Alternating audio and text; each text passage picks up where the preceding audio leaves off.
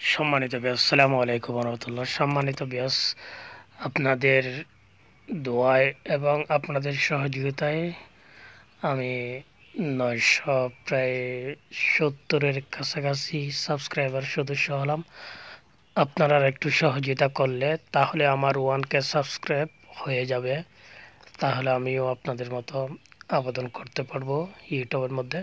তো আপনারা আমাকে একটু সাবস্ক্রাইব করে 1K সাবস্ক্রাইব